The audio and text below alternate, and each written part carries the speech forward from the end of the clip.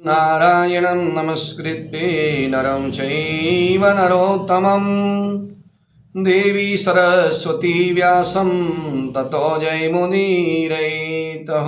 बहुत ही स्वागत है आप सभी का मेरे YouTube चैनल पर।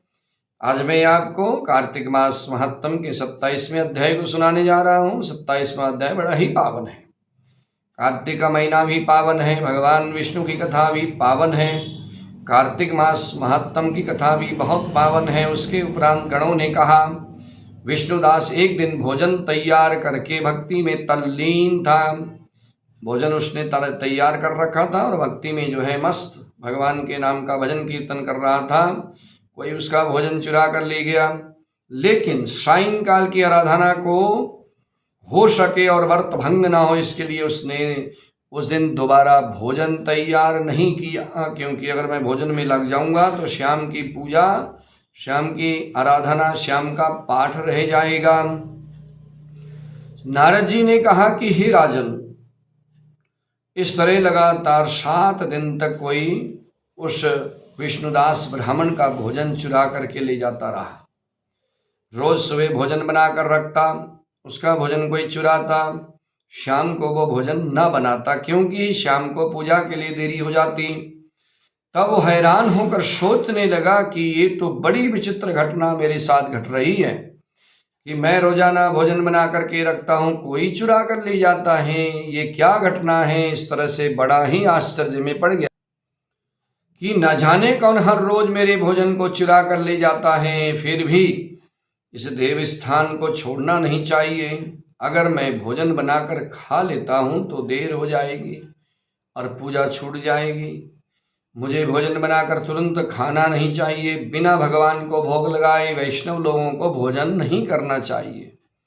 अगर 7 दिन बिना भोजन के बीत गए तो आज का दिन एक और सही। आज मैं भली भांति भोजन की रक्षा करूंगा, बनाऊंगा, उसके बाद देखूंगा कि मेरे भोजन को कौन ले जाता है।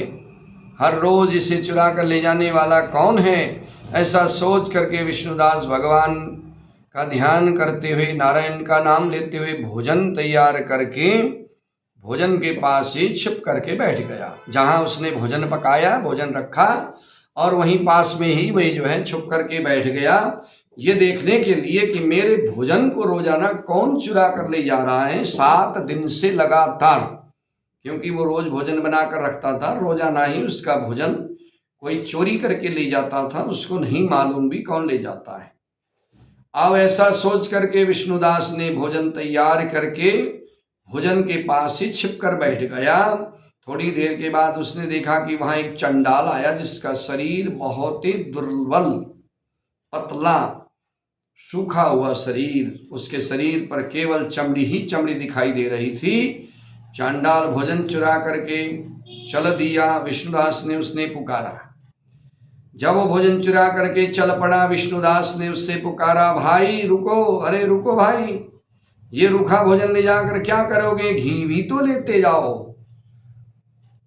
मेरे इस रूखे भोजन को खाने से पहले घी भी ले लो। ऐसा कहकर के वो श्रेष्ठ ब्राह्मण आगे बढ़ा। विष्णुदास को अपनी ओर आता देख करके चांडाल तेजी से दौड़ने लगा।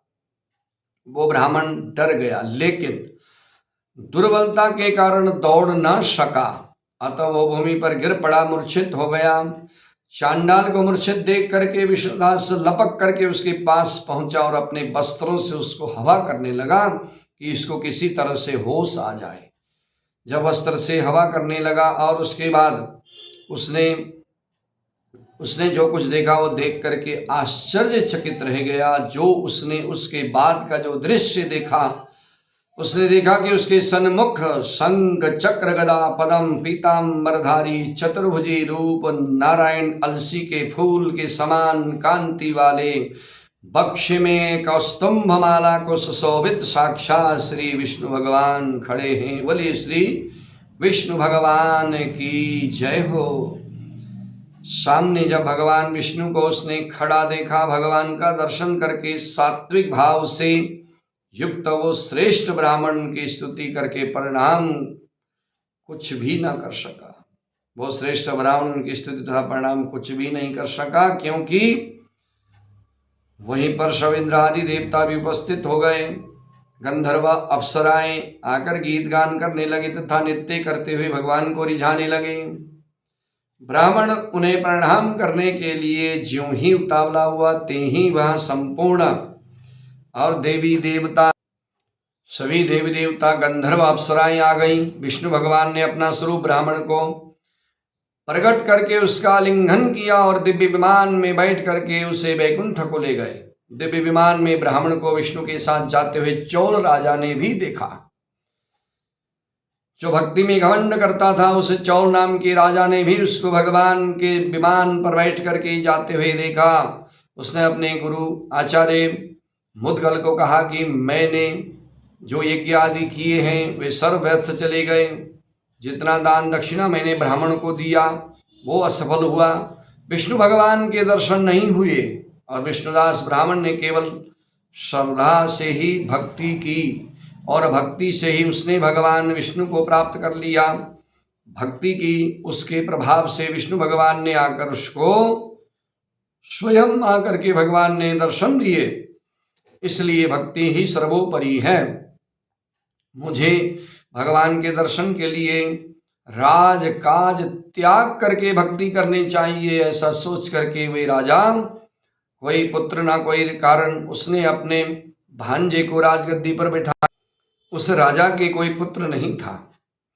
उसने क्या किया, अपने भांजे को जो है राजगद्दी पर बैठा दिया, अपना उत्तराधिकारी बनाकर राजगद्दी सौंप दी और आप भगवान विष्णु की भक्ति करने के लिए चला गया। बहुत काल तक भक्ति करने के बाद भी विष्णु ने दर्शन नहीं दिए तो अग्नि कुंड में कूद पड़ा। अग्नि में प्रकट होकर भी भगवान विष्णु ने राजा को गोदी में उठा लिया और कहा कि मैं तेरे त्याग और भक्ति से बहुत प्रसन्न हूँ। उसका लिंघन करके उसको दिव्य विमान में बैठा करके अपने साथ भगवान विष्णु वैकुंठ धाम को ले गए।